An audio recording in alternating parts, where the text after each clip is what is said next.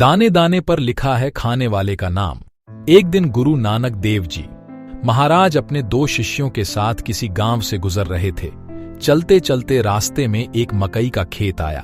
मकई का खेत देखकर मर्दाने ने गुरुजी से सवाल किया, बाबा जी, इस मकई के खेत में जितने दाने हैं, क्या वे सब पहले से निर्धारित कर दिए गए हैं कि कौन इसका हकदार है और ये किसके मुंह में जाएंगे? इस पर नानक देव जी कहा, बिल्कुल, इस संसार में कहीं भी कोई भी खाने योग्य वनस्पति पर पहले से ही मोहर लग गई है और जिसके नाम की मोहर होगी वही जीव उसको ग्रहण करेगा।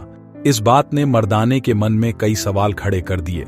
मर्दाने ने मकई के खेत से एक मक्का तोड़ लिया और उसका एक दाना निकालकर हथेली पर रख लिया और नानक देव जी से पूछा, बाबा जी, कृपा करके आप मुझे बताएं कि इस दाने पर किसका नाम लिखा है। इस पर नानक देव जी ने मुस्कुराकर कहा, इस दाने पर एक मुर्गी का नाम लिखा है।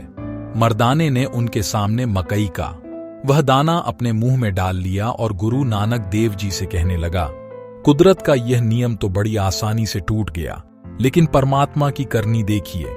मर्दाने ने जैसे ही वह दाना निगला वह उसकी श्वास नली में फंस गया। अब मर्दाने की हालत तीर लगे कबूतर जैसी हो गई। उसने नानक देव जी से कहा, बाबा जी, कुछ कीजिए, नहीं तो मैं मर जाऊंगा।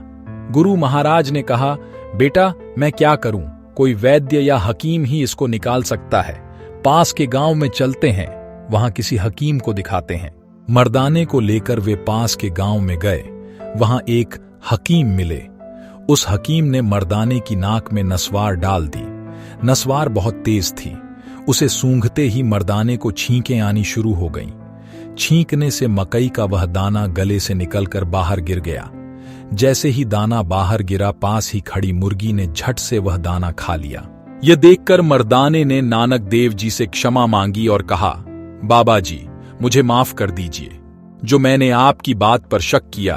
गुरु नानक देव जी ने मुस्कुराते हुए मर्दाने कोन गले से लगा लिया।